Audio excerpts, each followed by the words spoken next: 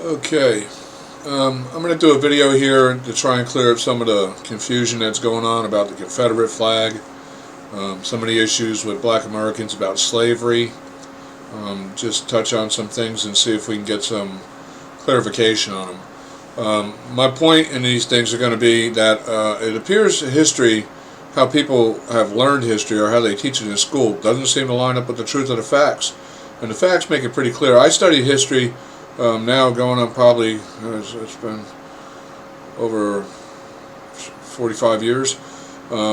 It's not a study as far as like in school study, but I've had throughout my life, because of my own self-study on it, many debates with people who are doctorates in history, and a lot of them, and to be honest with you, I was never a very active person to go into school when I was a very young kid.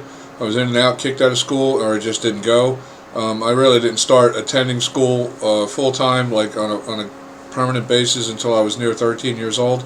But I did teach myself to read when I was 5, and as a kid I was very inquisitive and wanting to know about everything in the world.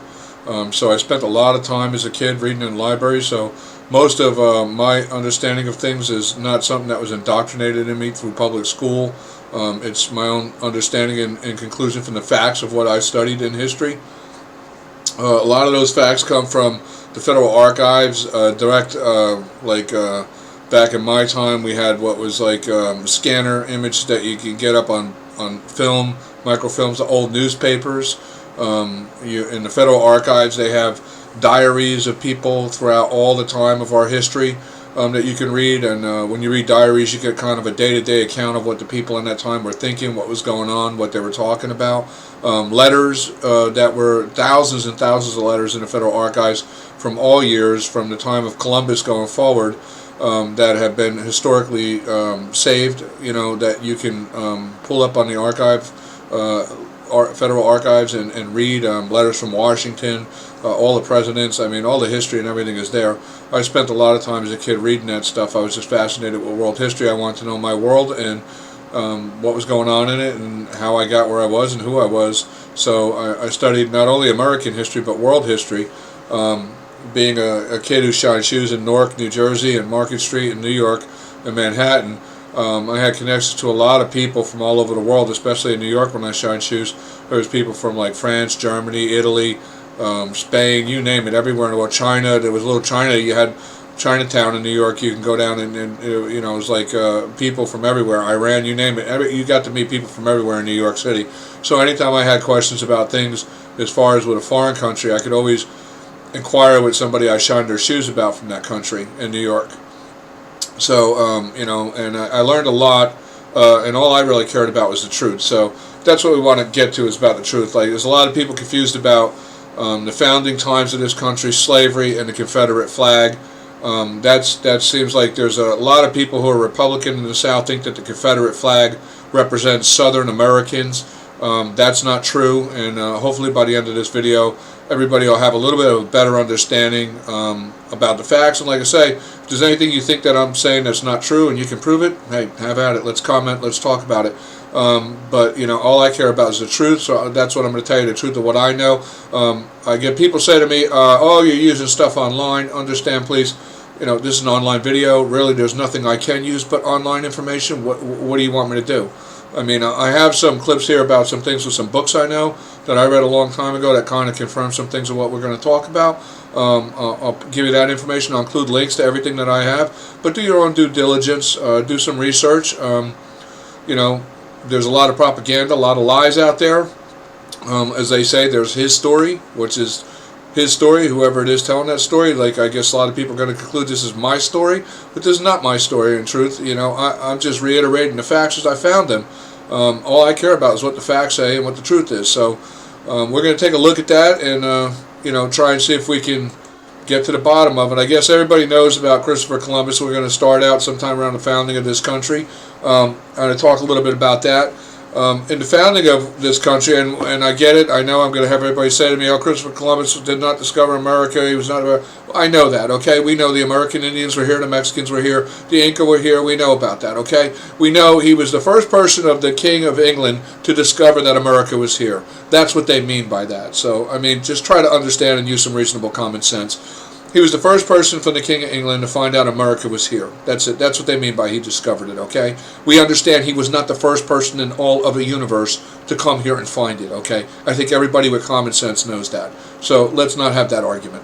But anyway, in the time when it happened, and the new America was discovered by Columbus, and he went back and told the King of England about this, when people started coming here, okay, it was under the what you call the United Kingdom at the time of Great Britain's rule. The King of Great Britain ruled it, you know, and he had the authority and say over what people could and could not do here. You know, we know the story of the Pilgrims. That was true. You know, there's plenty of evidence about Plymouth Rock and what have you, that these people came here on the Mayflower, and you know they established their little colony, and the reason they came here, which most people aren't aware of, was to get away from the oppression that was taking place in England and Great Britain, with, you know, Ireland, Scotland, you name it. There was a big thing going on, which is recorded in world history, not only just there but around the world, with what was called like superior rulers, totalitarian regimes, royal families. This was a thing of, you know, royal blood, like with Scotland, England, you know, Britain, you know, Ireland. It was, everybody was royalty, you know, kings. They were elitist snobs that, you know, thought they were better than everybody. And what people aren't aware of is that, you know, like the black Americans here, everything's about slavery, slavery, slavery. That's all we hear about, slavery. Like as if these were the only people in history that were ever slaves. I got news for you. The truth of the facts show that not, you know, the black slave trade, was not founded with America. In fact, you know, and these are some things I want to just touch on here for the black Americans. Understand, the black slave trade of the African black people started in 654 AD. Okay, that was like 1,200 years before America even existed on the earth. Okay, and it was founded by the Islamic Muslims. The Islamic Muslims invaded North Africa in 654 AD, and then after following that, they enslaved the black African people. Prior to that, there was no black African people. The majority of world slaves prior to that point were white slaves. And as well, during that time, just because they discovered the slaves in Africa was not the end of white slavery either. They still were enslaving and capturing white Christians and enslaving them, selling them all over the world. So there was a mingling between the two. I feel it's important to explain why the black Africans became the majority of slaves in the world, and that was because most people may be not aware. I mean, especially the idiots that are in, no offense to call them idiots, but they're obviously idiots, the people that are black Americans in the Nation of Islam. Because what you don't seem to be aware of is that Muhammad, the so-called prophet of Islam, was actually the father of racism. Prior to Islam, there was never a people who ever devalued people on the basis of their skin color or their origin until Islam came along. And when Islam came along, Muhammad had devalued black people to being worth half that of white people. This is in the Quran. This is in Islamic writings. We'll have a more in-depth debate about these things. I have it all the time on these Muslim sites and Christian sites with people online. I have plenty of information I can provide and prove that. He was a racist. You know, some of the terms that people consider racial terms, like calling black people raisin heads. People would think that that's a modern term. Well, it's not. In honesty, in all truth, that was a term used by the Prophet Muhammad back in 650 AD. He called the Ethiopian people raisin heads. This guy was a racist. He was a white man. There's no denying that. I can prove that by the Quran. I can prove that by the Islamic writings in the Quran. Matter of fact, he was so racist and white and did not care to be ever associated with being black, that they actually made an Islamic fatwa, which is a law, that states if anybody was to call a Muhammad, the prophet, a black man, they'd be put to death. I can prove this too. It's in the Islamic writings. You know, so I mean, for a black American to be so ignorant to think that they were of the culture of Islam and that's their foreign ideology of religion, well, obviously you need to do some homework and get real, because you know, Muhammad himself was the founder of black slavery, and he owned black slaves. After the invasion of North Africa, they enslaved all the black people and started the black African slave trade. Him, and as well as his cousin Ali, owned many black slaves.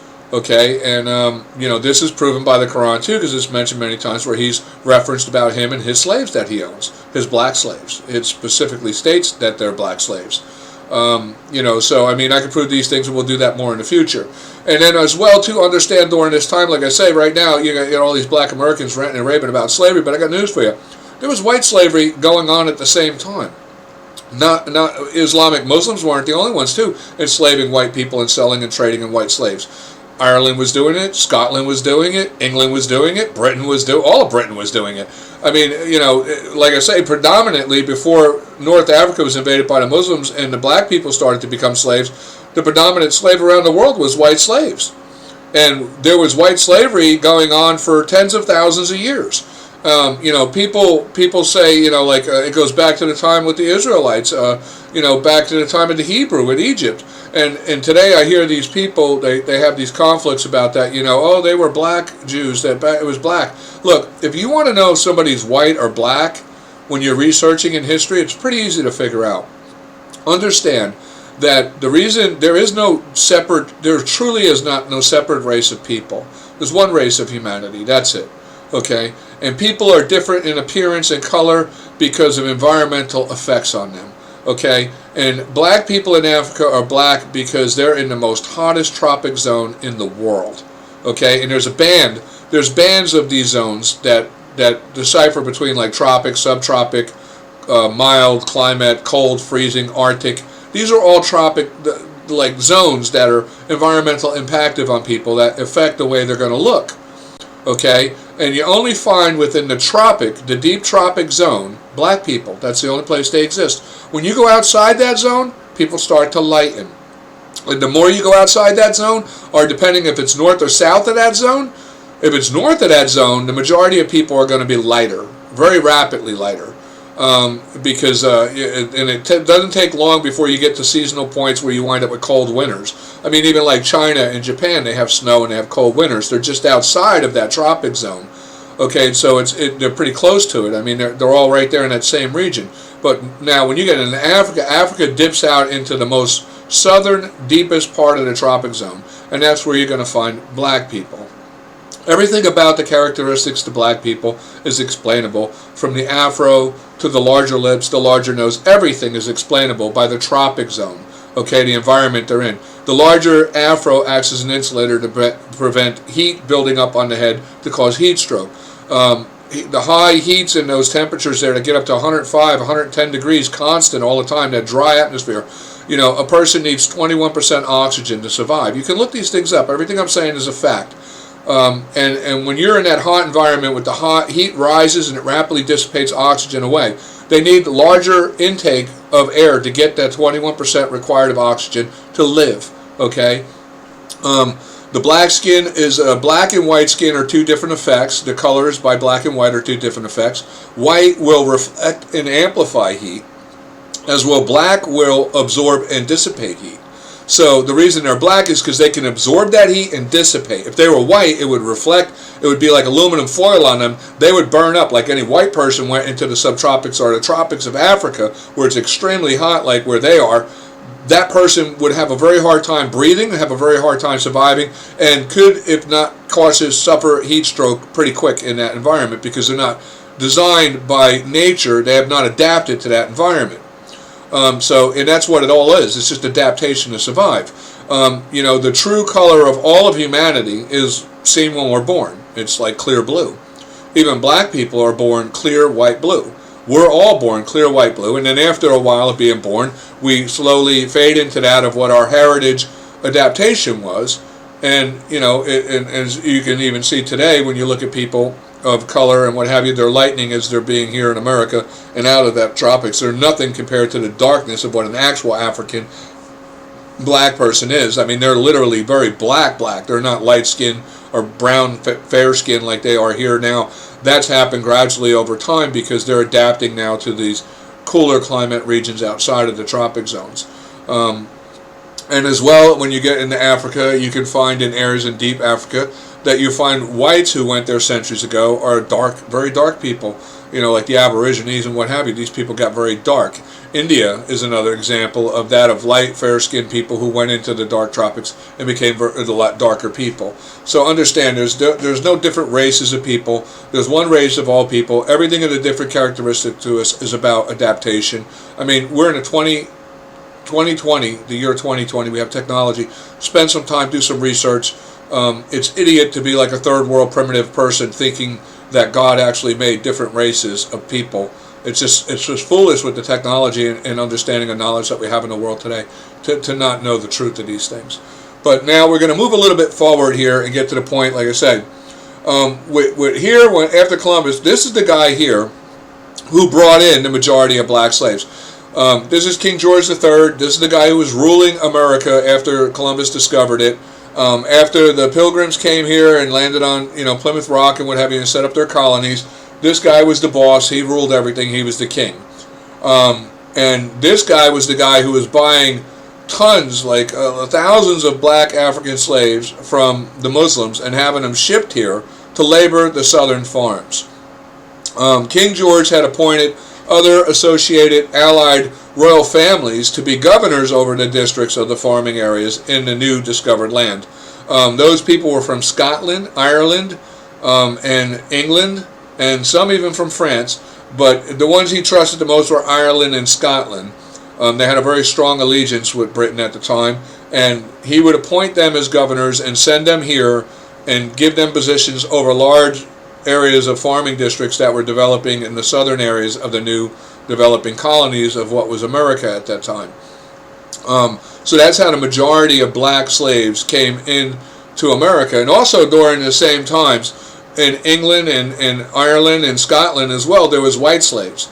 Not only white slaves being purchased from that of the Islamic Muslims, because they would capture slaves and sell them too, white or black. They really didn't care. But the reason that the black slave, like I said, became the predominant slave over every slave was because Muhammad, on a value system, he devalued black people to be worth half that of white people. And that value system is well translated into that of the slave purchasing. And where when you went to purchase a slave, if you could buy 2 black slaves for what the cost of 1 white slave was.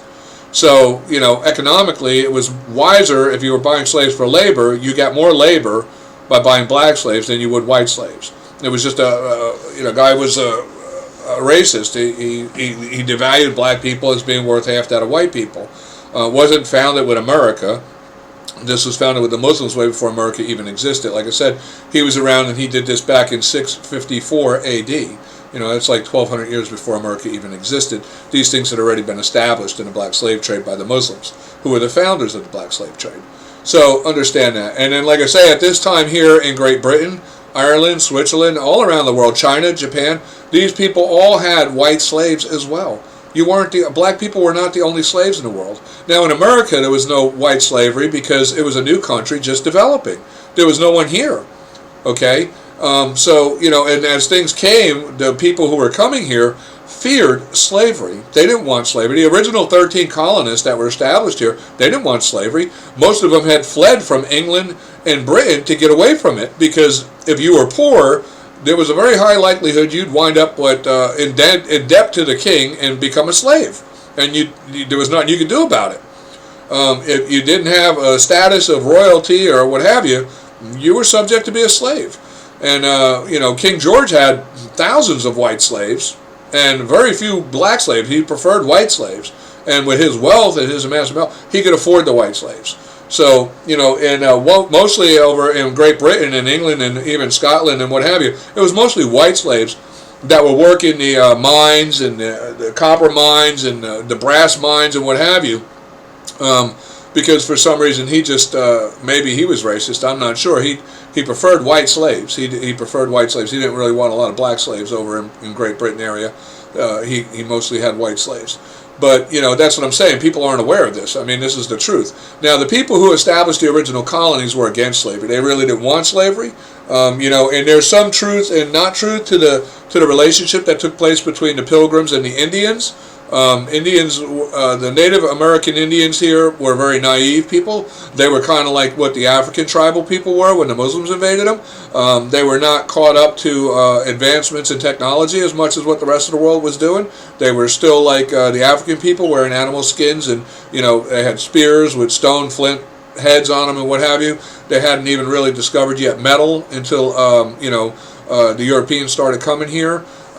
So they were primitive in that sense. They hadn't advanced as far as what the rest of the world had, because they were isolated off from the rest of the world and kind of just stayed in that primitive state of where they were. So that's just the way it was. But as things started to develop here with the 13 colonies, as everybody knows, as things populated and started to come here, slavery was something that people had slaves from all around the world. Now the one thing that was not happening was that there was people who came here from Ireland and Scotland that had white slaves. That did happen, but the majority of slaves that were coming here were being sent by this guy, King George. He was sending them to labor, the southern districts, and most of the people who were traveling here were white Europeans. And not only that, but believe it or not, most people aren't aware of this, in the original settlement of the 13 colonies, there was many blacks that came here, and they were free at the time, up until I believe the 1500s. And in the 1500s, what happened was slavery here started to get established, and law started to be established about it. In honest and truth, you can look this up. There's a man, his name is Anthony Johnson. There's an actual Virginia court case on this. I've seen the actual real copies of the microfilm files. They have this in the Virginia Historical Records, the actual case that took place. I believe it was in 1550 sometime or something like that, 16 somewhere. I'm really not sure. I can look that up real quick, but you can look it up. Anthony Johnson, just look that one up in a Virginia case. He had 2 slaves that fled from him, and they were seeking to be free. They claimed that they were indentured servants and that they had done their servitude and they should be free. The court in Virginia had these slaves where they went for sanctuary, and Anthony Johnson pursued them. He wanted the slaves back. Well, in the court hearings, there was the 2 slaves. One was a white slave, one was a black slave. The white guy was able to present proof that he was an indentured servant, and the court recognized his paperwork that he had that proved that, and he was only ordered to, he was freed after fulfilling his indentured servitude. Now, the black guy, he claimed that, but he had no paperwork. And with the black guy, there was a problem because Anthony Johnson had paperwork to show that he had purchased a black African man as a slave, and he claimed he owned that man as his property. And the British court at the time of Virginia agreed. They agreed with him, and they ordered, I think it was John Cassar was his name. I'm going by memory here, or Tony Cassar. Yeah, I think John Cassar was his name. I'm pretty sure it was that. And he was the first slave to legally be recognized as property in the new America. And Anthony Johnson, the court ordered that he would serve Anthony Johnson as his property as a slave for all his natural life. But now, see, the ironic thing was that slavery was established in America on that case, the legal precedence for it to be legal. Anthony Johnson was a black man. So a black man is who legally established the right to own a slave in America. Ironic, right? We wouldn't think that. But Anthony Johnson was a servitude. He came here as a slave under servitude, and he was an indentured servant. He did his time, and then he was free, and he became wealthy. He owned land, he owned tobacco farms, he owned plantations with cotton fields, and he owned hundreds and hundreds of slaves. He was a slave trader, dealer, and breeder. Okay, the Johnson family was known all the way up until the early 1800s as slave breeders out of Virginia and North Carolina. There's records that show this in the historical files of the states. I mean, you can't deny this. And most people don't realize that many black distinguished people who were black and had means of wealth owned black slaves and white slaves.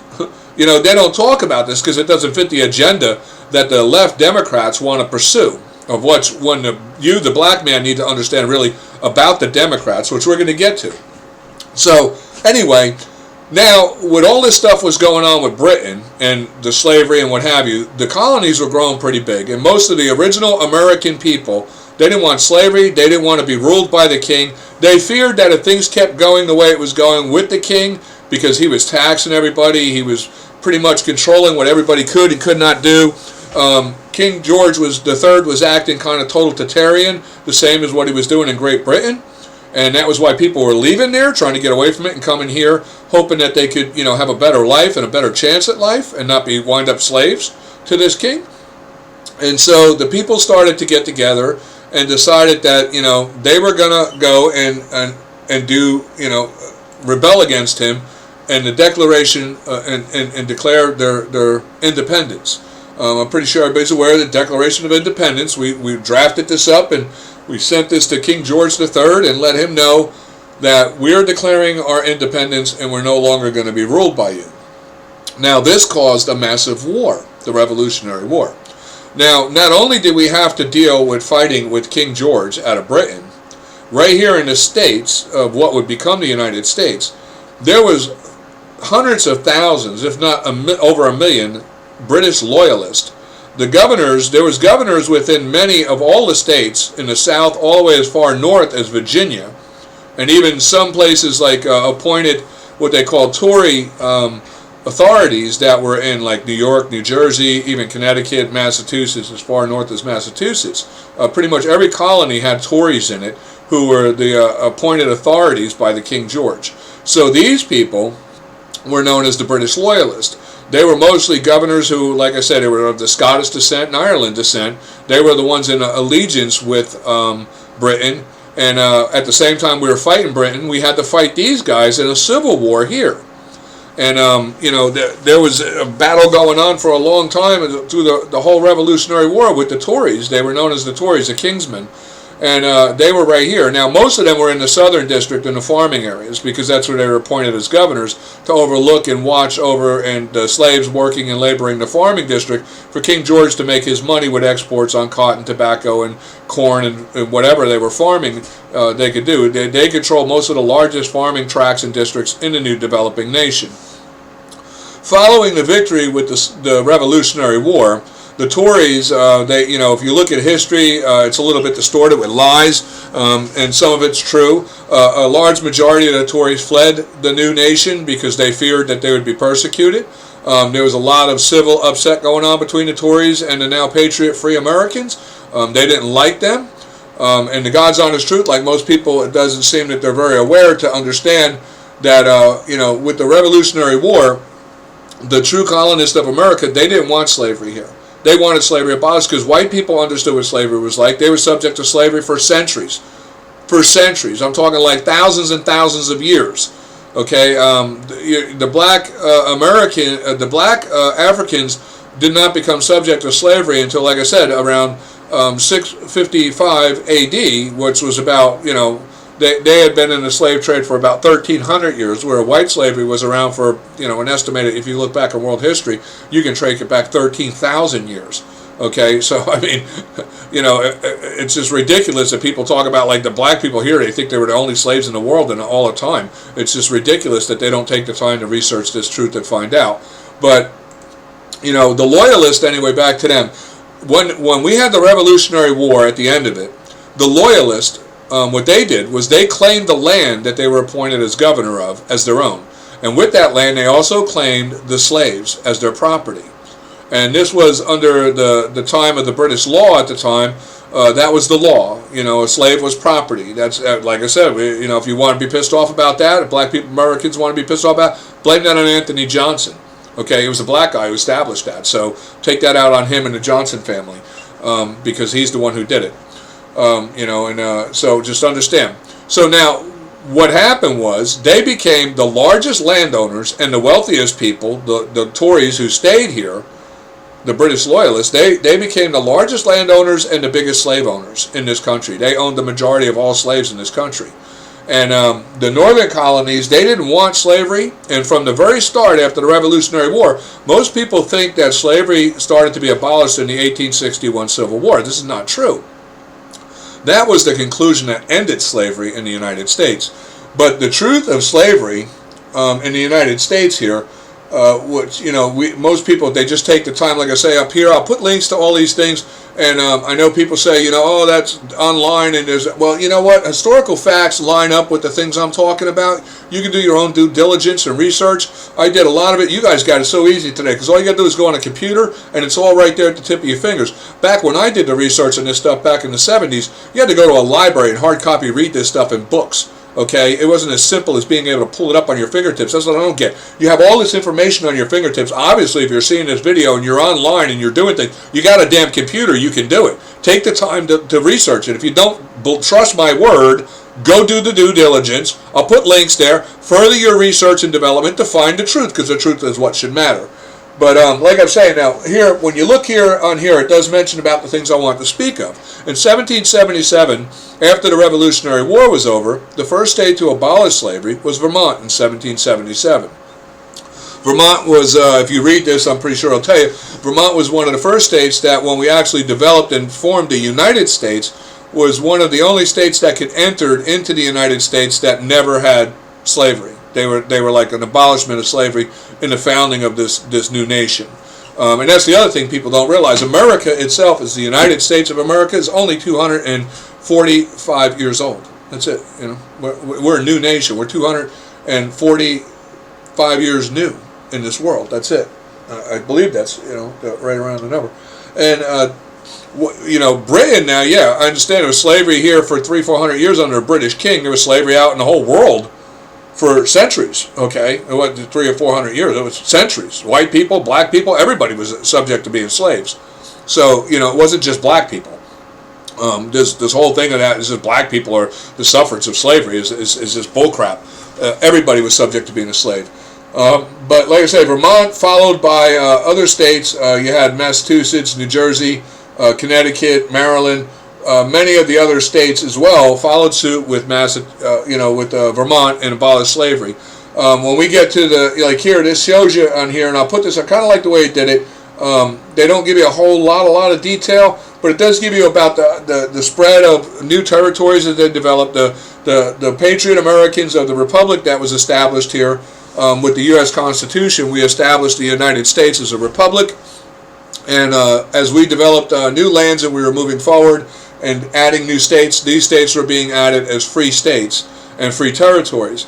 The only resistance we had to this was the Tories. They wanted to keep slavery and they wanted to expand slavery. So there was civil battle and conflict, which, like I say, when I put this link here, you can read about this. The Republican patriots of the free states were tarring, feathering, and hanging the Tories, and as well the Tories were capturing Republicans, the Republican patriots, and hanging them. And as well, they were kind of segregating the southern farming district areas that they controlled, that if people in that area were for abolishing slavery, well, they would pretty much go to their house, drag them out, kill them, and burn their home down. They wanted slavery. And these things, like I said, there was 90 years total in all of civil upset and civil war going on between the British Tories, the British Loyalists, and that of the Republican patriots of the founders of the United States of America. This continued up, throughout whatever. And then, like the Constitution, when this was founded, is important. In 1788, when we ratified the Constitution, this is where America was established as a republic. These things are important for several things, not only in relation to black slavery, so that some of the black Americans can get. I hope you guys are going to do some research and get to realize realize you were not the only slaves. Okay, and the idiocy that's going on with the racial issues right now and blaming America is, if you find the truth out about America, you're going to realize you look like idiots because you don't know what you're talking about. You're ignorant fools. Okay, but anyway, here we look at when the ratification of the Constitution happened was in 1788. One of the important things I want to bring up about the Constitution is Article 4, Section 4. You look here, the United States shall be guaranteed to every state in this union a republican form of government, and shall protect each of them against invasion and on application of the legislature or the executive when a legislator cannot be convened against domestic violence. Now, a republic is in debate by many people. What does that mean? You have many of the leftists and so-called paper brain idiots of law scholars that say, oh, it's undefined, this, that. No, it's pretty clear. We know from Thomas Jefferson, we know from the founders of our country what they meant by a republican form of government. A republican form is republic, public, the people. Okay, we the people. Starts off in the Constitution, right? We the people. It's pretty clear when you look at the Constitution, right? We the people of the United States, to form a more perfect union. We the people. We are the republic. And in America, the way it was founded was that under this republic form of government, we the people are the highest of authority. And we would not have a government that dictates over us like that of the world around us. There would be no kings, no queens, no superior rulers, no elitist or anything. Our government would be established to serve us at a capacity of what we charge them with what they're supposed to do. We tell them what to do, and they serve us. That was our form of government. It wasn't a dictatorial government like the rest of the world. So that's what a republic is. A republic is a nation that's governed by its people, for its people, of its people. Okay, like it says. So, like I say, now an Article 4 establishes that, and then also too under, it's guaranteed to every state. This is what I say. It's every state in this union is guaranteed a Republican form of government. Now, this is what America was established as, a single Republican form of government party. That was it. There was no two-party system. But we're going to get to how a two-party system came about. And this is important for black Americans to listen to, as well as many so-called Southern Pride Republicans or Southern Pride Americans who are so confounded about who the Confederacy is.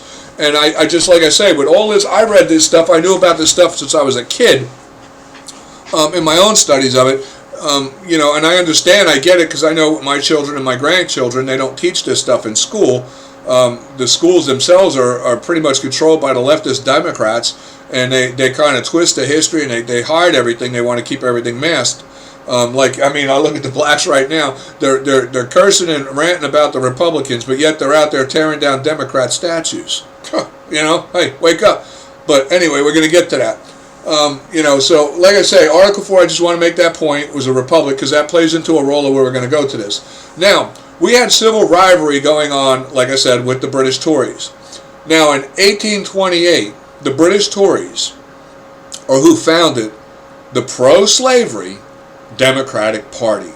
Now, the reason for this was because if you go back here to the slave thing, and you get up around that time where we're talking about, like here, it's talking about 1812, and then you move up, and, it gets into that era, 1820, right here, around that era.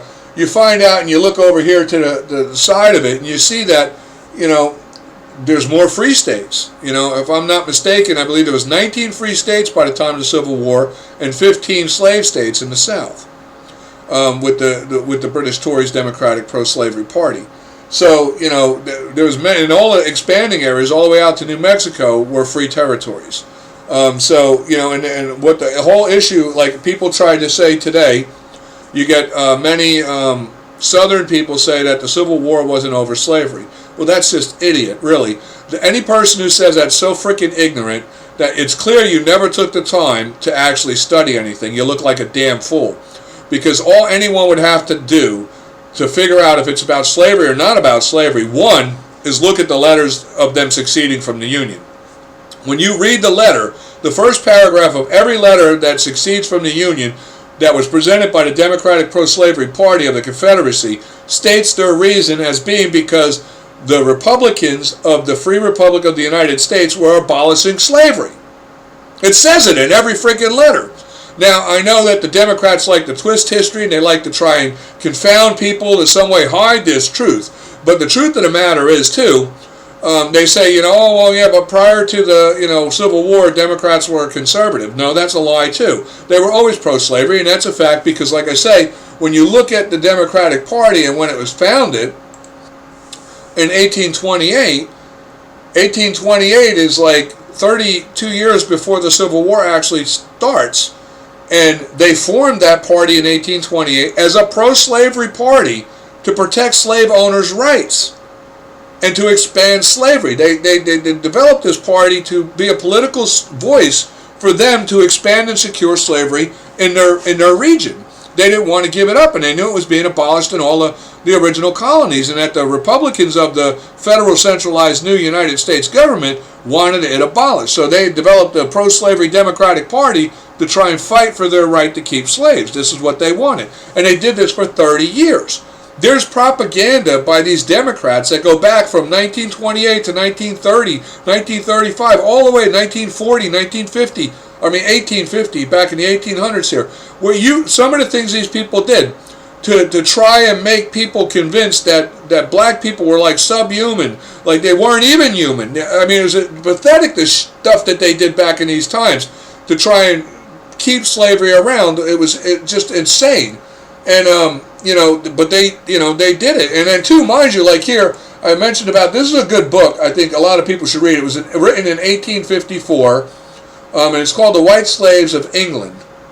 This is something, because I guess maybe a lot of black people feel like, they're just a victim because they were like the only slaves. All I'm trying to do is give you an understanding. I'll give a link to this book, because this is, like I say, in the 1800s, and this is back in 1854. It gives you an understanding of all the white slaves that were in England, Britain, Scotland, and working the mines. So understand, it's not really a black and white issue. It was an issue of two things. One, if you were nobody important and you were poor, you were subject to being grabbed up by somebody and made a slave, and there was not much we could do about it. The other thing was, as well as reference to nations of people or big lots of people being enslaved, was if you didn't have the ability to defend yourself, like the African people in Africa's continent. These were tribal people like the American Indians. They didn't have advancements even in steel yet. They were still using flintstone spearheads for hunting and stuff. And then you had the Muslims coming in with swords and metal and freaking gunpowder and what have you. I mean, they had no chance. They had no chance against this kind of advancement in technology.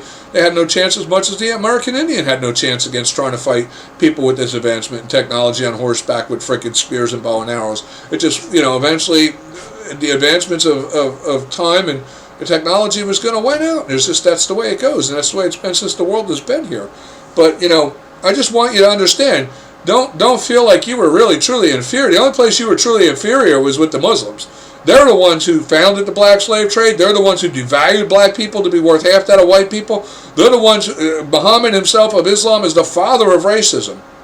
I can prove this stuff, and I will in another video. We'll debate these things. But just so you know, read this book and understand. And understand when you're reading this book and you look at the truth of the facts and statistics of what I looked at, it wasn't like there was 25 or 30 white slaves. Literally between Great Britain, Ireland, Switzerland, and England, and even China, there was literally estimated 5-6 million white slaves. Okay, and not to mention that the Muslims constantly had a constant captive of anywhere between 800 to 1 million white Christian slaves, all during the same time. Because like I say, if you look at this book, it was written in 1854, and he's speaking about, at the time, when you look at history now, the British people in England, they try and claim like that they had abolished slavery in line, and they beat America to it. Well, there's some truth to some of that with the Queen. She, after hearing stories about the way some people were being treated and how indigenous people were being enslaved and treated, she kind of pushed on the king to some areas to be abolished.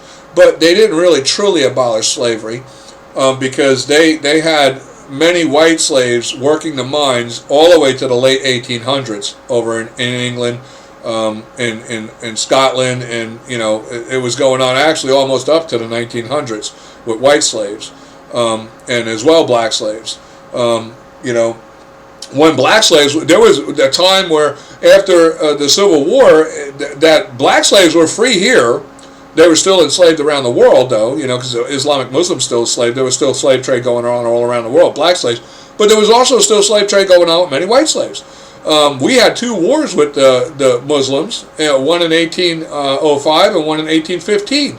And they were capturing our people, white Christian people, and enslaving them during that time in the 1800s. So, I mean, these are things, because it seems like a one-sided thing only with black people being slaves. And you ignore everything of white slavery that was going on because it just don't fit your agenda, I guess, for your poor me thing. But to be honest with you, like I said, thousands and thousands of years, white people were slaves. Black people suffered suffrage under slavery existed for around 1,400 years. That was it. White people were under suffrage of slavery for tens of thousands of years. So believe me, it was not an issue of black and white. Like I say, it was an issue of dominance. If you were not able to protect yourself, you were going to be a slave.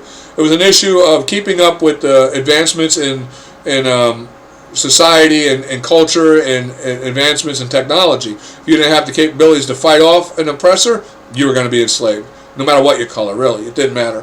But, that's just the way it was. But this is a good book. I'll keep a link to that. You can go ahead and look that up. So now we're going to get to a point I want black people and white American people all to pay attention to this, because this is a big thing going on. Now, I can understand in part black people who are aware and understand the truth, why they wouldn't want the Confederate flag or these monuments to them. And to be honest with you, there was no original Confederate monuments in this country.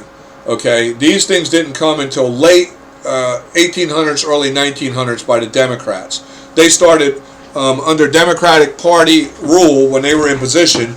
They're the ones who started popping up these monuments in southern states, saying that the Confederacy needed to be recognized, because they wanted to try and associate the Confederacy of the Democratic pro-slavery Confederate slave states to that being a part of America, which in all honesty and truth, they were never a part of America. Understand that the British Tories, the loyalists to the British, who hated America, hated the federal centralized government of the United States of America, attempted to try a civil war overthrow of us during the Revolutionary War. They aided and abetted the British Second Revolutionary War of 1812. They were part of aiding and assisting them in that. They formed the pro-slavery Democratic Party in 1828 to try to protect the rights to own slaves here and expand slavery. And then coming up approach to the 1860, the Democratic pro-slavery party had started to form the Confederate slave states. They drafted their own constitution. They formed their own army. They elected their own president. Jefferson Davis was the first president of the Confederate slave states. He was a Democrat. The Confederate slave states were founded by the pro-slavery Democratic Party, fighting for their right to own slaves and expand slavery. This is what they wanted. They wanted to overthrow the country and establish a democracy of a democratic rule with them as being the heads of it. And then, too, like I say, people have an issue with, they say, oh, it was Southern Americans. No, it wasn't. These were British people. They had no loyalty to America whatsoever. They were British governors that were the Tories that were appointed out of Scotland and Ireland. They were not American colonists, okay? They had nothing to do with American colonists. And in the South, even when you get up to this point with the civil upset going on between the Tories and the Patriot Americans of the Republic of the United States, was going on for near 90 years. They were killing each other. Do a little research into history. No Americans liked the Tories, and the Tories did not like Americans. They were not part of Americans. The Tories were the British loyalists who were the majority of the plantation owners and slave owners in the South, because they took as their property the lands that they were governor over, appointed as governor over by the British king before the Revolutionary War. After the Revolutionary War, they laid claim to those lands as their own, and they laid claim to the slaves as their property. That's how they got those lands. And since the founding of this country in 1777, they were rebelling against the true Patriot Republic of America. They didn't want the central government. They didn't want the republic. They didn't want to abolish slavery. They were fighting in civil conflict with us for near 90 freaking years. And this is undeniable fact by history. I read the newspapers for the whole 90-year period at that time. And there was hardly a year that could go by that didn't talk about a mass killing going on with the Tories killing the Patriot Republican Americans, or the Patriot Americans killing Tories and hanging and tarring and feathering them. It was like a constant civil conflict going on. And anybody who tries to deny this is just a blatant ignorant fool. Okay? And now, to get to the point, too, of what we're saying. When we get to the point now, I bet you most of the people now, this guy here, Nicholas Marchell, this guy was a German artist, okay? And he was commissioned by Jefferson Davis, who was the president of the Confederate slave states, the Democratic Party's pro-slavery party, Confederate slave states. He was commissioned by them to design the uniforms for the Confederacy Army. He was an artist. He also designed several of the Confederate flag designs. Most of his flag designs were denied. And this was the guy here who came up with the idea of different flag designs and what have you. When you look at the records between the conversations that took place with Jefferson Davis and Nicholas Marchell and the other guy, Williams here, he was not so much, he was an important role in it, but more or less it was his input to things with Jefferson Davis that led to the Confederate flag that we know of as what everybody sees as the Confederate flag. I'm trying to see if I can find it right here. So now, like, this is the Confederate flag everybody's upset about. And people say this is a battle flag. But, you know, like you can see here, this is a flag on a white background, okay?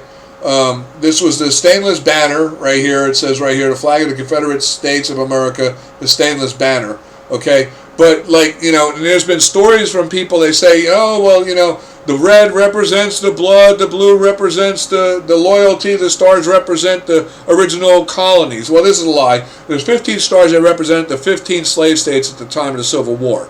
That's what those stars represented. The Democratic Party's pro-slavery, Democratic Party's 15 slave states. That's what those stars represent. And then as far as the flag's design, has nothing whatsoever to do with America, with patriotism in America, or the Republican founders of the United States of America. That flag has nothing whatsoever to do with America.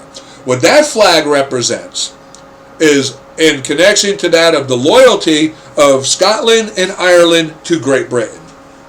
That's what that flag represents. And when you look at the letters and the notes and the things that were taken between Nicholas Marchell right here, and as well the debates and the notes that were taken of William Porcher Miles, okay, you realize very quickly, and these are in the Federal Archives, you can go and look up, there's notes, there's diaries. This guy here kept a very day-to-day account of things that were going on during the Civil War and up to the Civil War from 1858 forward. He kept a very, very good log, and you can find it's all in the Federal Archives about conversations, what took place, the uniforms that were working out with Nicholas here, Nicola Marchell, about the uniforms, how they would be designed. The other fellow over here, he had a big role, not so much saying things, but he did have a say, but he more or less was like a record keeper of these things, it appeared to me anyway. But, you know, this is the guy who designed the Confederate uniforms, and he came up with 7 different designs. Those designs, though, in debate, they were pretty much to the British loyalists, the Tories. They wanted a flag that represented their unity to Britain, because that's who they were. They were the British loyalists. They were not Americans. The pro-slavery Democratic Party had nothing to do with America. It was a government party established to attempt to, again, overthrow the United States of America. Okay, they committed treason. They seceded from the Union. They tried to form their own government. They elected their own president, Jefferson Davis. They established their own military, their own navy. They drafted their own constitution and tried to overthrow the free republic of the United States of America.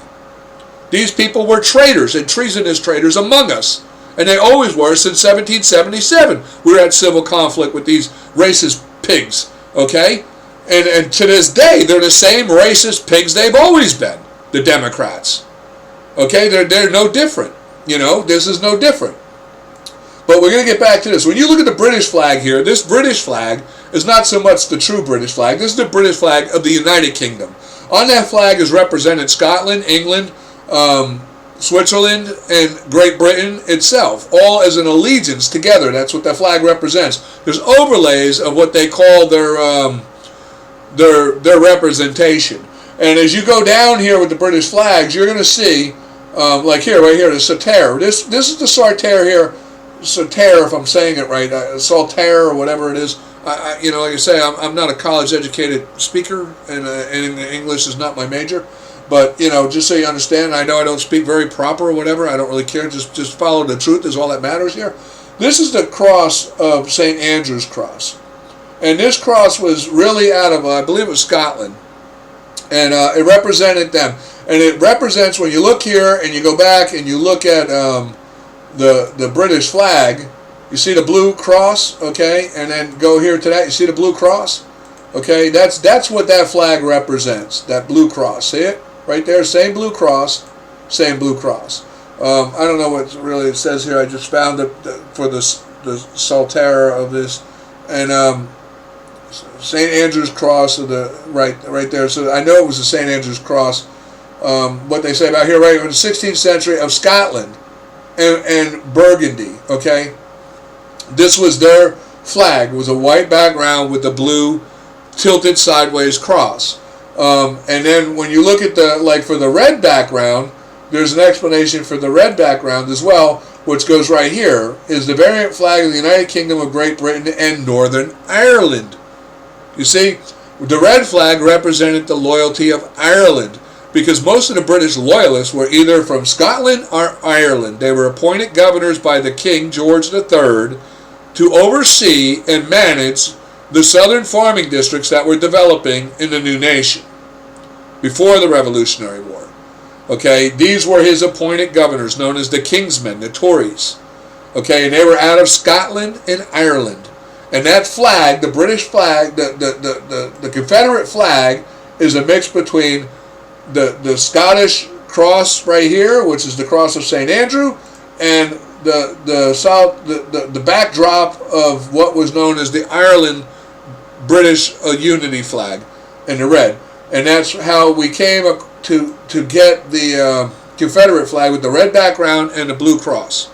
Okay, it had nothing to do with America. It had everything to do with their allegiance to Ireland and England and to Britain. It had nothing to do with America. It was all related to that of who the people were who were the founders of the pro-slavery Democratic Party. And the founders of the pro-slavery Democratic Party were the British loyalists, known as the Tories, the Kingsmen, the ones who had claimed ownership of all the large plantations in the South, and with them they claimed ownership to all the slaves that were laboring that was sent here by the British King, King George III. And they, like I said, from the very beginning, they became the largest landowners and the majority of slave owners in this country. Okay? And now, when you look at, like I say, anybody who tries to say it's a representation of Southern pride of Americans, you're an ignorant fool. That flag has nothing to do with America. That flag represents Ireland and Scotland and England and Britain's unity. That's what it represents. Okay, because the Tories, that's who they were. They were out of Scotland and England and Ireland. Okay, and they were dukes and governors that were appointed by the British King, and they were the British loyalists. They were not American colonists. They were not patriot Americans. They didn't fight in the Revolutionary War for independence here. They fought the patriots. They fought us in a civil war on the side of Britain. They again aided Britain in the second attack of 1812 to try and overthrow this country. Then they went and formed the Democratic Pro-Slavery Party, formed their own government, and then from that government they formed the Confederation of Slave States and caused a damn civil war in this country. They were never American. They never had anything to do with the patriots of America or the allegiance to America. They never cared for this country whatsoever. And that flag represents those Tories that didn't give a damn about this country or the American patriot people, and they were not a part of the colonists who developed this country as the United States of America. They were treasonous traitors in this country. That's what they were. So if you're flying that flag and claiming you're a Republican, you're an ignorant idiot. If you're flying that flag and you're claiming you're an American patriot, you're an idiot. Because that flag represents the Tories of the Kingsmen of Ireland and Scotland in their allegiance to Britain. Has nothing to do with America. Now, if you're a Scot or you're from Ireland and you're Irish and you still favor that old elitist status of the British Union, and then you're still a racist, no good pig, and that's how you feel, well, then maybe that's your flag. But if you're an American, that's not your flag. That's the enemy's flag. It's always been the enemy's flag. And we need to wake up and get real with that. This is the guy who he designed stars and bars for them. They didn't like it. This guy was the guy who argued about it, and then Jefferson Davis came in, and there was other people, which there's letters and there's things in the Federal Archives talk about these people, which they make very clear what I'm saying. Those people make it very clear they wanted a flag, that they believed they were going to win the Civil War. They believed they were going to take it. They believed Britain was going to come in and help them. France might come in and help them. They really thought that. And the thing, honestly, today, like a lot of people talk about Russia, but let me tell you something. The reason Britain did not ally with the Democratic, pro-slavery Democratic Confederation of Slave States and aid them. And the reason that France didn't either was because Russia informed Britain and France that if they allied it with the Confederacy of Slave States of the Democrats, that they would come and allied with the Patriot Americans. So, Britain didn't want to have a war with Russia at the time, and neither did France. And especially an alliance between Russia and the United States, well, they probably wouldn't have won that war. And Britain could have fell, and France would have fell. But France has always been a kind of two-faced little country anyway. They always seem to go with the favor of the person who seems to be victoring in any kind of war. They're little backstabbers. If you look like they're winning, they're with you. When you start losing, they bail on you and they go with the other person. So you got to really, that's just the way they've been throughout life. I think everybody knows that if they read history, you get the gist of it. Don't trust the French. But anyway, that's what history says. But anyway, this guy, like I say, played a role. You might want to look it up, put links to these things, and you can look it out. But like I say, it's pretty self-evident that the diagonal cross here of St. Andrew of Scotland, and when you look at the right here, I don't know if I'm saying it right, the satire of the Northern Ireland is the red backdrop, okay? And the stars in the Confederate flag represented the 15 slave states. Okay, it didn't represent the 13 colonies, as some people say. There's 15 stars that represent the then existing 15 slave states. There was 19 free states at the time of the Civil War when it took place in 1861 and actually broke out. And then too, like I say, the Democratic Pro-Slavery Confederation of Slave States drafted their own constitution. This is something that's very important for black Americans to understand. The Republicans were of the Republic of the Free United States of America. There was at the time 19 free states. We wanted slavery abolished. We started abolishing slavery since 1777. The true Americans of the United States of America, the Republic, had nothing to do with slavery. We were not the founders of slavery. We did not bring slavery here. Slavery was brought here by King George III of Britain. Okay, it wasn't brought here by Americans. Americans were subject to being slaves in Ireland, in England, and in Britain prior to coming here. We were slaves too. Everybody in the world was subject to being slaves. It wasn't just black people. You weren't so privileged that you were the only ones to be slaves. Trust me. Do your research on history, you'll find out. Maybe here in the newfound land, there was not many white slaves. There was mostly indentured Ireland people that would come here and indentured the poor. Because even, like I say, in Ireland and Switzerland and in England and in Britain, they enslaved white people, their own people. If you were poor, you became a slave. That was just the way it was. If somebody, if you were poor, they just grab you and you're going to be a slave. There's nothing you could do about it. What are you going to do? Back in those times, it was a very barbaric time. That's just the way it was. Okay, and there was people who were poor that would come here. There was actually white slaves here. Those white slaves were never spoken of, and nobody ever really raised a gruff about it because, what were you going to do? Most of the white slaves that were coming in indentured servants, they would do their indenture and they could apply to the court and get freed if they were being abused. But if they were indentured Irish or Scottish slaves, indentured servants coming in going to the Southern Tories, who were the elitist royal people, trust me, they didn't free those people. Those people got stuck right among the black Africans as slaves, and they labored their whole life as slaves. And if they gave any issue or rebellion, they were killed just like any black slave. Okay, and if you want to look at the cruelty and understand the cruelty of how the Tories were in their elitist state, and you think it was a black and white thing, well, let me tell you something. Like, take for instance when the Civil War started, and go back and look at Gainesville, Texas, the great hanging of Gainesville, Texas. Because let me tell you too right now, in the South there was plenty of Republican Americans that were anti-slavery and they wanted it abolished. Now the British loyalist Tories of the Democratic Party were literally hunting them down and killing them in the South, running them out. They would go and they would drag them out of the house, kill them, and burn their homes down. Because they didn't want, and actually what they did in Gainesville, Texas, and I believe it was 1861, the great hanging of Gainesville, Texas, like they gathered up like 45 or 50 anti-slavery Southern Republicans, and they hung them in trees as a warning to the people in the South that if you oppose slavery and you side with the Free Republic of the United States, you're going to get hung. Okay, they had no compassion for American patriots. They were evil, disgusting, elitist scumbags. And to this very day, that's what they are. Now, we hit the Civil War time, and slavery, luckily, the patriot Americans of the Republican Party of the Great Republic of the United States wins the Civil War. And that's a good thing, because you know what? To the black Americans, you want to know how deviantly evil these goddamn Democrats were? If you look at the Confederate slave states' constitution, you will find out that they literally were going to mandate in their constitution that black slavery was a constitutional right to own slaves. And they were going to expand it throughout the whole nation. And get this, under the Constitution, anyone who was born black was born a slave.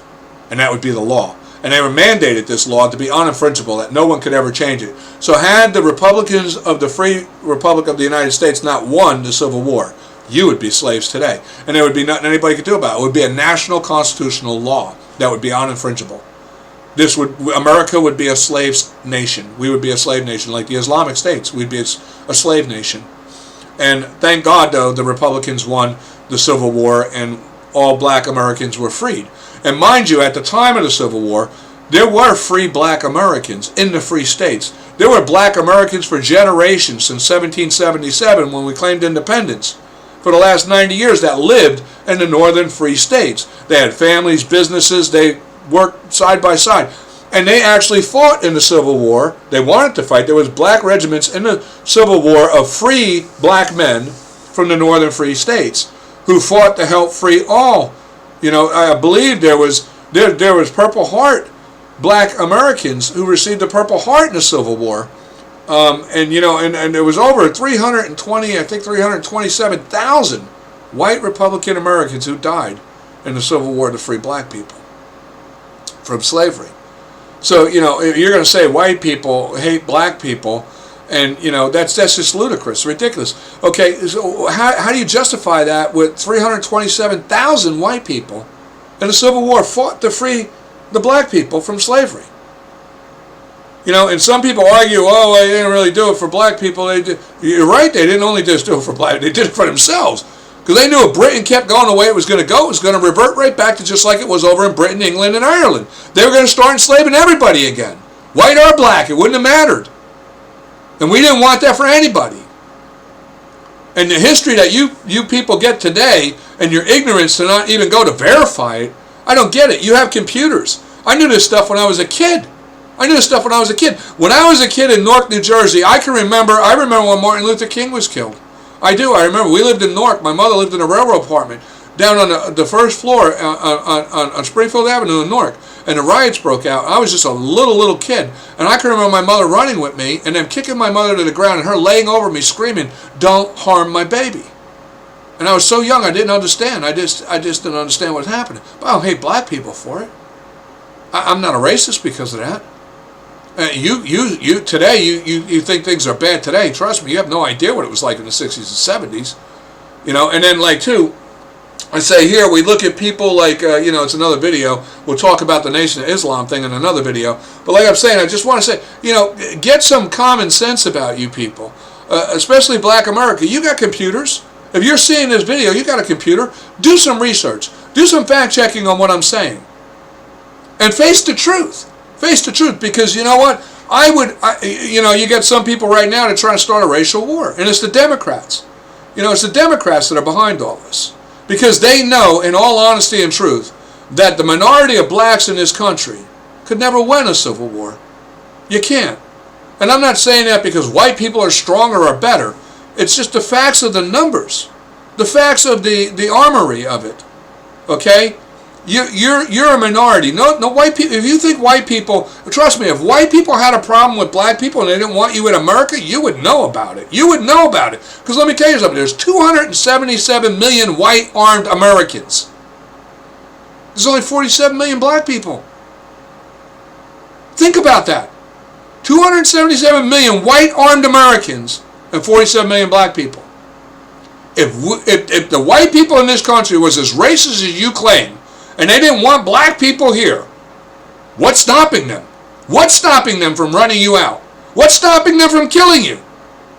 They outnumber you like 5-1. They have the white population in this country has in their possession over 300 million guns and ammunition. What the hell's stopping them?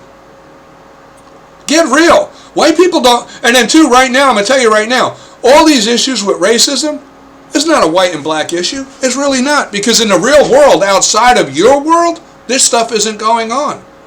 Outside of your world, yeah, you look at statistics and you say, oh yeah, but there's more whites working. Oh yeah, well, you know what? Like I just said to you, look at the population differential.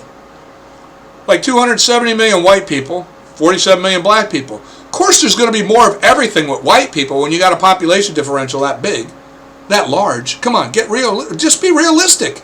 Stop with the bullshit. Get real. It's not that there's discrimination against black people in jobs. There's more white jobs because there are 277 million white people and only 47 million. There's always going to be more white people working. It's the stupid little nitpick things that people try to use to justify their idiocy is just that, idiocy. When you look at the facts of reality and understand what the differentials are really based upon, you realize how idiot it is for people to make these stupid claims. You know, and outside of, like, and when you look at these issues right now, here the majority of black people suffering right now, it's your own damn fault. You elect Democrats.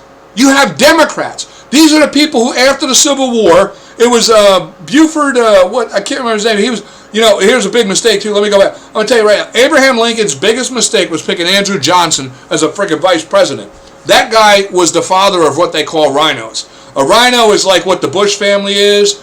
These are people who play Republicans, but they're really not Republicans. They're Democrats who infiltrate the Republican Party as to try and give like a positive voice for their party within the Republican Party by playing a Republican. They're really not Republicans, though. And Andrew Johnson was the father of rhinos, and Abraham Lincoln picked him because he supposedly was the establisher of the Republican Democratic Party. Yeah, if there could be such a thing. But they killed Abraham Lincoln. This guy became president. And he tried to revert everything that we accomplished in the Civil War. He let Jefferson Davis out of prison and pardoned him. He pardoned all the generals of the Confederate slave states, the Democratic Party's Confederate slave states. He let the Democrats back into the Congress to be able to vote. He gave the Democrats back their voting rights because Abraham Lincoln suspended their right to vote and suspended them from being allowed to hold any government position. But after they killed Lincoln, and you had Andrew Johnson get the position now as the president, he reverted all that stuff and gave them back power. Now, the Democratic Party, since after the Civil War, the one general, he went and formed the Ku Klux Klan. The Jim Crow laws are all outside from the Democrats. The Democrats opposed all the 13th, 14th, and 15th Amendment, which gave black people the right of suffrage to vote, gave them equal protection of the law, and freed them from slavery because slavery was abolished. The Democrats opposed all of those amendments. They all passed by a majority of Republican rule. So I don't understand, and all the way up until the 1960s, the majority of black Americans knew this truth. When you look at people like, give me an example, Ben Carson, I'm sure, he's up there in age. And you look at like, I'm trying to think of the guy, Jesse, he does a radio show. And he's a conservative black American that was raised on a plantation. He's up there, I think, in his 70s, hitting 80s, and he remembers the real hard times. But he's a staunch, strong Republican because he knows the truth of the Republican Party. And up until the 1960s, the majority of black Americans knew the truth of the Republican Party. But how they lost vision of that truth was by the Democrats. You see, the Democrats in the 1960s, you had John F. Kennedy. Now, John F. Kennedy would be the opposite of what a rhino was. He was a Dino. He's a Democrat name only. John F. Kennedy, because there's a lot of Democrats, too, in this country that are Dinos. They're Democrat name only. They're told that the Democrats are the liberal, kind party who want equality and this, that, and everything. That's a bunch of BS. It's really just a bunch of BS. The truth of the Democratic Party is they are the British Tories, and they still want the very same thing they've always wanted. A good example of that is, like I'm saying, go and look into some of the things of modern-day Democrats. They try to say this party flip happened in 1965, but I got news for you. In 1965, Lyndon B. Johnson became president after they killed John F. Kennedy. And this guy was more racist than anything. Just go and search online on Snoops to did Lyndon B. Johnson say he would have those N-words voting Democrat for the next 150 years? See what they have to say, because I argued with Snoops to make sure underneath that denial they put everything of truth that the man did say that we have in the federal archives that can be proven. And look at this man and realize He was no civil rights guy for black people. This guy was the most racist you can imagine. And not to mention, too, he was best friends like a brother to Robert Byrd. Robert Byrd was a Ku Klux Klan recruiter and Grand Wizard out of Virginia. He was the longest-standing modern-day Democratic congressman. Okay, when this guy died, the modern-day now so-called your Democratic Party of Hillary Clinton, Bill Clinton, all of them, Nancy Pelosi, all of them, they ranted and raved about this guy. Hillary Clinton called him, Robert Byrd, the Klan member of Virginia, who was a Grand Wizard and major Ku Klux Klan recruiter. She called him her mentor and hero. Yeah, your Democratic leader, Hillary Clinton.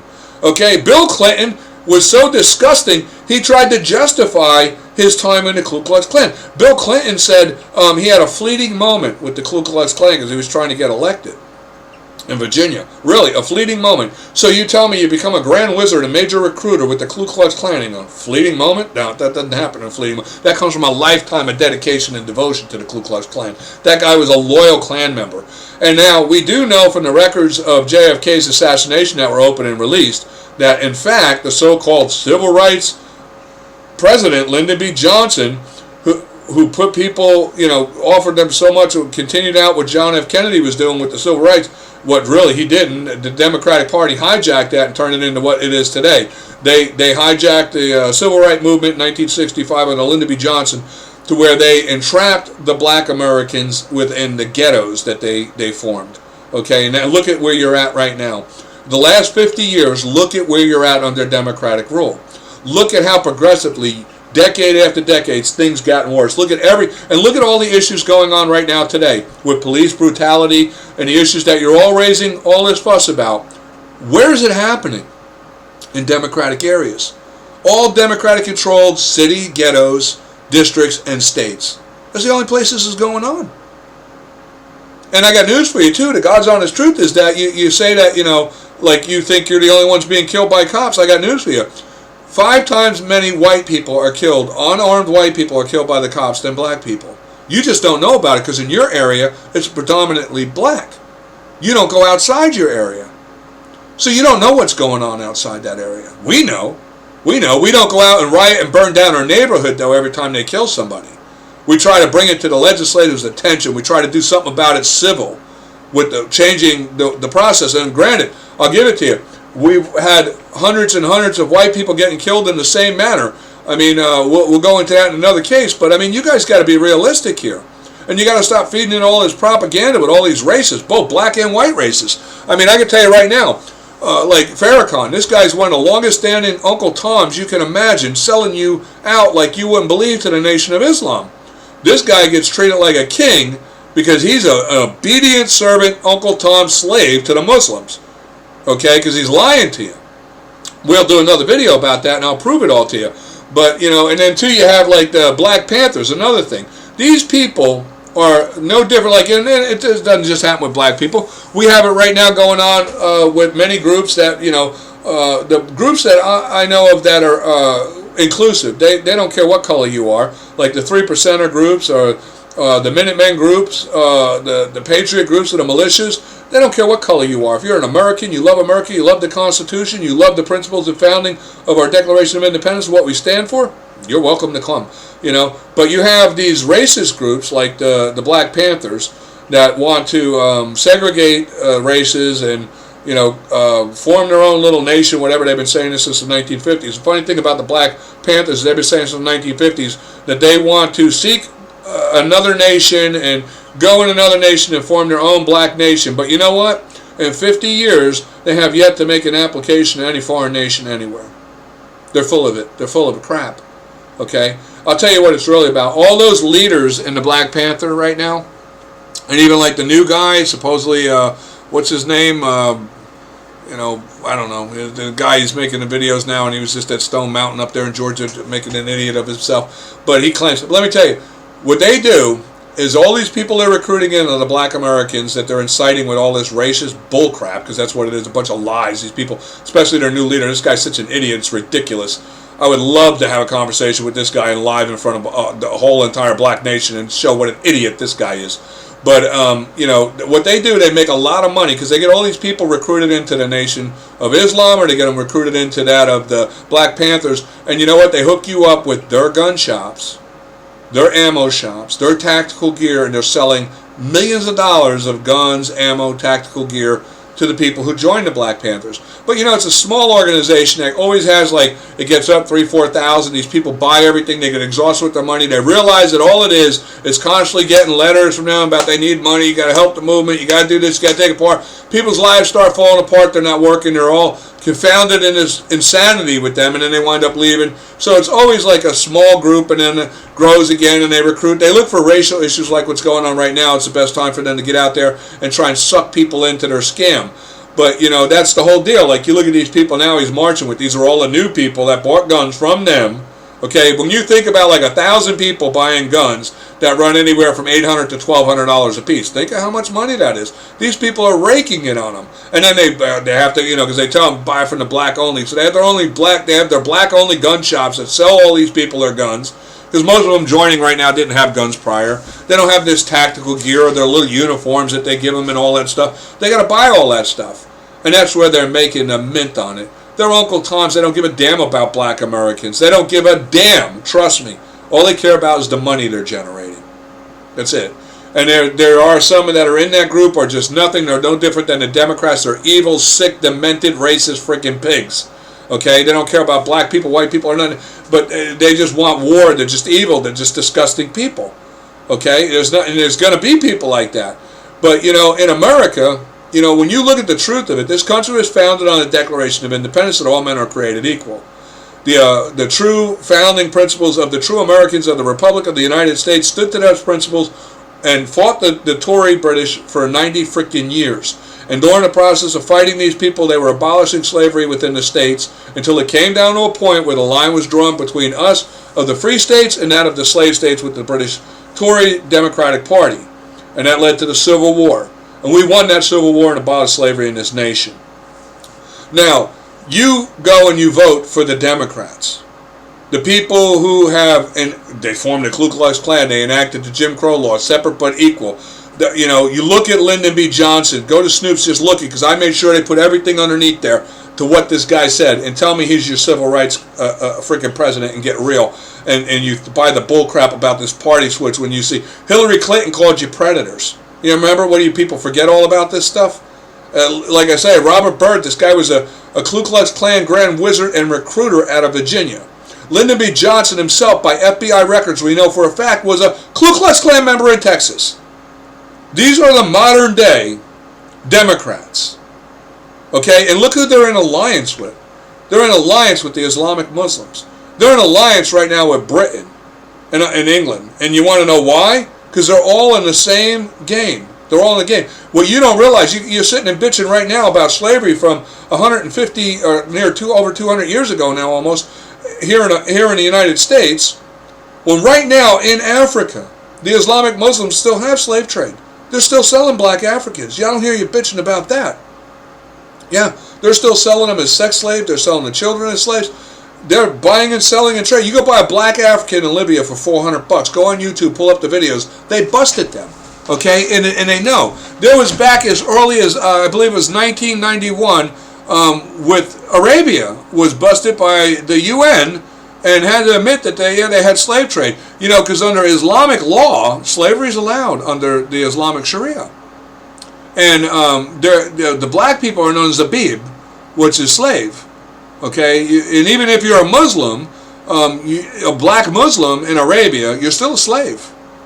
It's just the law of Islam. You don't know this, but it's a fact. There's two different Qurans with Islam. There's one that's called the abrogated Quran, which they use as like a nice soft conversion Quran, but it's all abrogated, meaning it no longer stands. And then there's the true Quran, which they usually don't let you see. That has all the stuff of the truth about Muhammad and what a racist he is. But, that's another video. But like I'm saying, just take some time and do some homework, because you people are causing so much trouble in your own community. You know how many black business owners you ran out of business? Black people. You say you care about black people. These were black people's businesses you destroyed. You know how many black people lost their goddamn job because of all the businesses you destroyed in your own community? And I'll tell you who you're doing it. You think You sit there and you think in your head that, yeah, well, how could this benefit the Democratic Party? I'll tell you how. The same way it's been benefiting them for 50 years. They incite these civil things for one reason: to create a state of an emergency in your community. But you know what? Like they did in Ferguson, they get hundreds of millions of dollars in urban redevelopment grants to rebuild after all the damage you do. But none of that money benefits you. You stay in poverty, still getting your little breadcrumbs from the welfare system, bare minimum. And they're going to rebuild that police department with those urban redevelopment grants. That money's going to go in them politicians' pockets, and everybody's going to get a raise off those big $100 million and $150 million urban redevelopment grants to fix all the damage you guys did. None of it's going to benefit you or your kids. None of it. None of it. And then, two, your situation there, like you look at Chicago, you're killing yourselves. You're killing yourselves. You tell me the name of one white person in Chicago who's causing the issues there. There is no white people. You can't give me a name. No white people live there. You're doing this to yourself. When are you going to face reality? You really want the best for your people. You say your people. Join all of us as one people. Because that's what this nation is supposed to be. One people under God. One nation. One people of all equal. That's what the Republicans want. That's what we always wanted. Now, if you don't want to be a part of America, pack your shit and leave. Go. Nobody's making you stay here. You got the right to pursue the happiness. If you're a racist black person or a white person and you don't like America and you don't want to be here, pack your shit and go. Nobody's going to miss you. Nobody's holding you back. Go. Get the hell out of here. We don't need you. But I know one thing. The majority of people outside of the Democratic-controlled areas of black Americans are good, hard-working people. And many of them, like they're right now with the stuff going on, I see it. I work my own business. I cover 3 counties. I have black American customers. I have white American. I have all kind of customers down. I'm in Florida. So I have people from all over the place because everybody retires here, all different kind of people. And you know what? It's sad because they're good people. And you can see like that they're being affected by the stupidity of you people and what you're doing in your communities. Because you're making all black people look bad to people who don't have the ability to be open-minded to try and understand what's really going on here. And you're just all a bunch of sucker sheep for the Democratic Party because you're just feeding right into exactly what they want. You destroyed all that stuff. You didn't do it. It ain't going to benefit you a goddamn bit. They're going to make their money off the urban redevelopment grants and the state of emergency money that's going to flow in that they're going to ask for. Hopefully Trump won't give it to them. Hopefully he won't give it to them because that's their whole thing. That's their scam. They incite you to destroy the community. Then they go and look what they did. We need money. And then they pocket the money and nobody in the goddamn community. But look at Ferguson.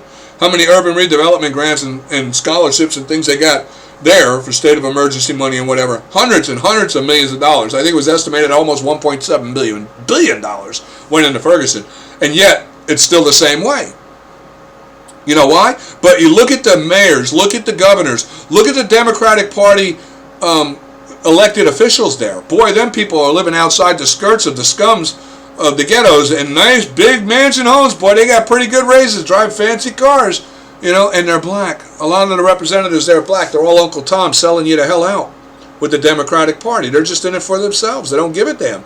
They're just like what was the true Uncle Toms back in the slave plantations. And the Democrats, they know how to work this because they've been doing it all along. All along. You think the Democrats are your people? Come on, get real. Get real. Do you know that the Democratic Party was founded as a pro-slavery party? This is something a black American needs to. They were founded. The Democratic Party was founded in 1828 as a pro-slavery party to protect slave owners' rights. And in the Civil War was not a North and South war. It was a Republican versus Democrat war. And the Republicans, I got news for you, were of the free republic of the free United States. The pro-slavery Democrats were the ones who formed the Confederation of Slave States. Get real. Get real. Learn the truth. Because what you're causing in this country and what you're doing to your communities is pathetic. It's pathetic. And those people in those communities who capitalize on that poor guy George Floyd's death, I mean, the guy was no hero, don't get me wrong. I was listening to a bit by Candace Owens. The guy was a scumbag. But yet that day, I don't think he did anything that deserved a death sentence like that. Nobody deserves to die like that. Nobody in this country should die like that. But the idiocy that you're doing is going to do nothing to change that. Matter of fact, what you're doing is only going to incite more of it. It's only going to incite more of it. It's only going to create more hate in this world and division in this country. and then you people who go and start looting and burning down the businesses in your community and running out. What the hell does getting a big screen TV, looting a screen, what does this have to do with Black Lives Matter? Really? You know what a disgrace you are? To go and rob things because you think you're entitled to it because they killed some black guy? Really? What douchebag are you? What kind of inhumane freaking person are you? How disgraceful are you? And when you look at places like Chicago and a lot of these Democratic run down poverty-stricken, drug-infested fucking places that are so disgusting it's ridiculous. And black people aren't the only ones. There's a lot of poverty-stricken white people living there. They're dealing with it too. And you think it's a racial issue. It's because it's the only issue you're used to under Democratic control. Who the hell controls it? Who do you vote in? Who has the power? You blame Republicans. You blame white people. How many white people live in your neighborhood there? Really? How many white people? Give me the name of a white person that's causing the issues in your neighborhood. I'd like to get one name from a black person in Chicago or one of these Democratic-controlled areas where you have all this abuse going on with the police and everything. Give me the name of the white people that's causing the problem. Really, give me the name. Let's have that debate. You can't. White people aren't pimping your own daughters out in the streets and pumping them up with drugs. You're doing that. Your own people are doing it there. Under Democratic control. And I really can't blame so much. There's good people there. I come from the ghetto. I know there's good people that are striving to try to get the hell out of there.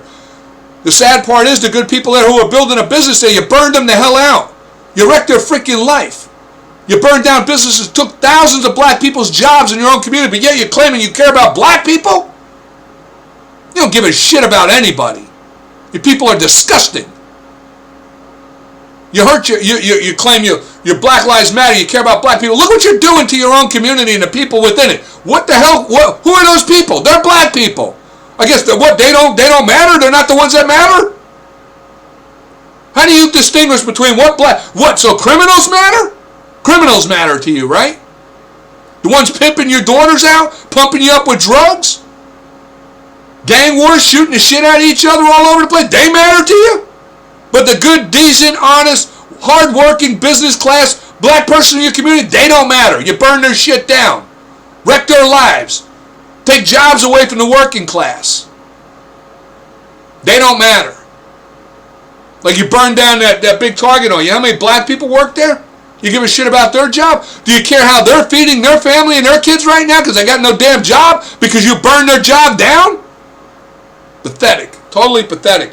And the people who did this, you don't care about black people, you don't care about white people, you don't care about nobody. You're just freaking evil, disgusting people.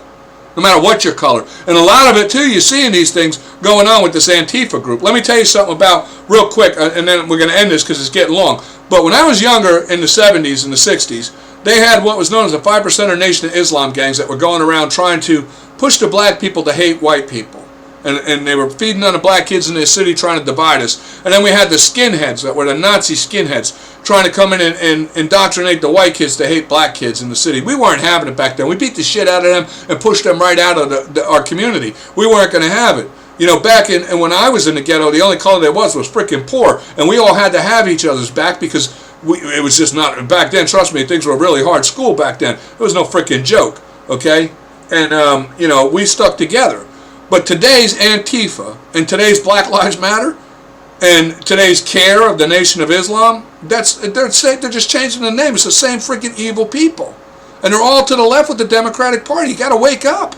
You got to wake up and see what's going on. You're just being played like fools. You're being played like fools. Because outside of the area you're in, these things they're happening. I mean, outside your area, you're not aware of it, but 5 times the rate of black people being killed by cops or white people. Okay, but we don't go burn our own communities down over it. We're trying to, and now with your situation going on, our situation going on, until we come together, there's no resolve. And for you, there's never going to be a resolve. You're in the Democratic Party. Democratic Party's majority rule. You're a minority. Stupid. You're so damn stupid. You don't even realize. 50 freaking years, and you don't even realize you're a minority in a majority rule freaking party. Do you realize that? What idiot is a minority, joins a majority rule party when the majority rule is a bunch of freaking racist, pro-slavery freaking Tory Democrats? And you think you're going to get better, really. You think you're going to get something from these people.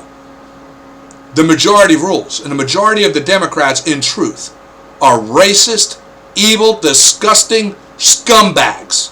White, trash, no good scumbags. And you're being played like suckers.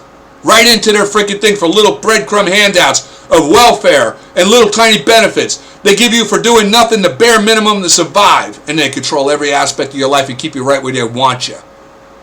And you want to blame everybody out here. Who the hell votes them in? You do. Who's running that community? The people you put in charge. Democrats. You don't even, probably half of you don't even know this. It's the truth. But I'm challenging you all. Look up what I'm saying. And if you find something I'm not telling the truth about, you freaking let me know. So pull your heads out of your asses and get real. Because you know what? This has gone on long enough. It's done. It's going to get over with. And eventually it's going to reach a point, if it doesn't change and you don't wake up, something's going to have to be done. And I got news for you. That something that has to be done is not going to be white people. This will be white and black American people who are freaking fed up with the BS. Fed up to over, way over. Okay? Just disgusted with it. You want real change? I challenge you all. I tell you what right now. This come November, and across the board, I challenge you, vote Republican and watch what the hell happens to your community.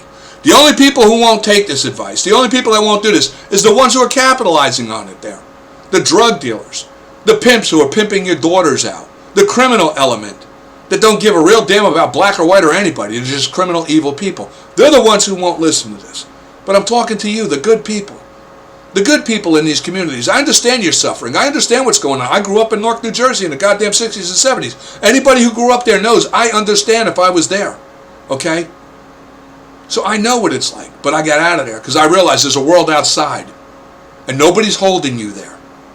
But if you insist on wanting to be there and you want better there, you got to stop freaking voting in the people who are keeping it that way. Because let me ask you right now, of all the shit going on in this country, what area of trouble is not controlled by the Democratic Party? It's all Democratic-controlled areas. Well, I don't know what more I could say, but like I say, to the idiots that think the Confederate flag has anything to do with America, do the research on what I said. To the black Americans who want to rant and rave about slavery, understand you're not the only ones who were slaves. White people were slaves. There was probably more white friggin' slaves in the world in that time than there was black slaves.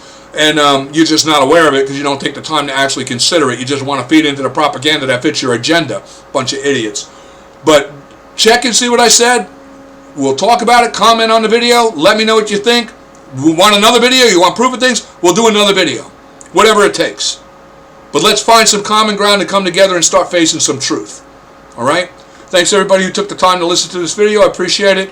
And like I say, if you like it, like it. If you don't like it, don't like it. You want to comment, comment. You want to tell me to go myself, tell me to go myself, whatever. Everybody have a great day. I hope you enjoyed it, and I'll talk to you soon. Thank you.